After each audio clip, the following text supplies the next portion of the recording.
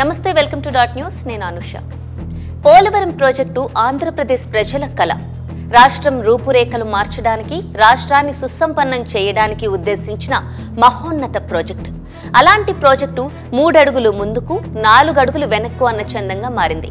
దశాబ్దాలుగా ఈ ప్రాజెక్టు నిర్మాణానికి కలలు కంటున్నా రాష్ట్ర విభజన తరువాత పోలవరం పూర్తి కావడానికి అత్యున్నత అవకాశం వచ్చింది.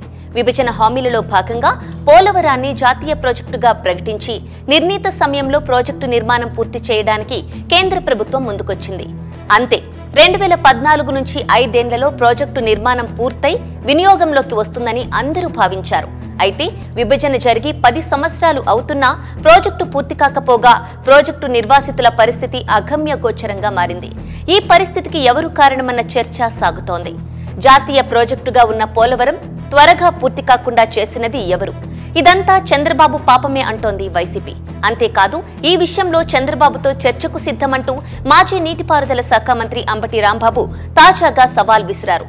రాష్ట్ర విభజన జరిగిన వెంటనే అధికారం చేపట్టిన చంద్రబాబు ఈ పరిణామాలన్నింటికీ కారణమని చెప్పక తప్పదు.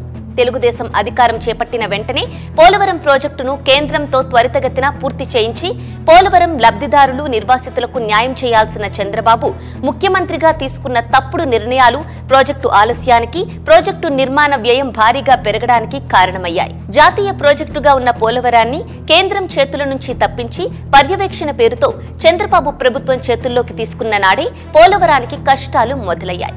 2019 ఎన్నికల నాటికి పోలవరం ప్రాజెక్టును పూర్తి చేయకుండా కేంద్రం నుంచి వచ్చిన ప్రాజెక్టు నిధులను ఇతరత్ర అవసరాలకు దారి మళ్లించడం, దొరికినంత దోచేయడం చేశారన్న ఆరోపణలు ఎదుర్కొన్నారు. ప్రాజెక్టును 75% పూర్తి చేశామని గొప్పలు చెప్పిన టీడీపీ నేతలు కట్టిన నిర్మాణాలు ఎందుకు దెబ్బతిన్నాయన్న ప్రశ్నలకు నోర్లెళ్లబెడుతున్నారు. 2019 ఎన్నికల్లో మళ్లీ పోలవరం ప్రాజెక్టును ఎన్నికల ప్రచారాస్త్రంగా వినియోగించుకోవాలని బీజేపీతో, కేంద్రంతో వార్ బిగించేసిన చంద్రబాబు బొక్కబోర్లా పడి అడ్డంగా దొరికిపోయారు కూడా.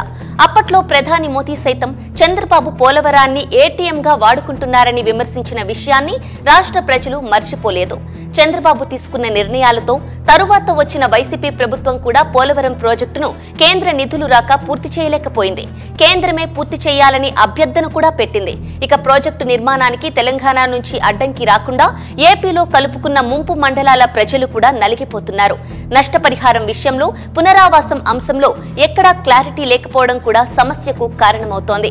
ముంపు ప్రాంతం అంశంలో కాంటూర్ లెవెల్ 41గా 45గా చెబుతూ ప్రజలతో ఆడుకుంటున్నారు.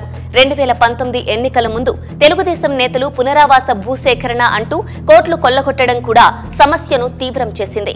ఏదేమైనా పోలవరంపై ప్రస్తుతం తెలుగుదేశం నోరు మెదపకపోవడాన్ని ప్రజలు ప్రశ్నిస్తున్నారు. చంద్రబాబు పుణ్యమా అని పోలవరం ప్రాజెక్టు నిర్మాణం జాప్యమవుతోంది. Please subscribe dot news.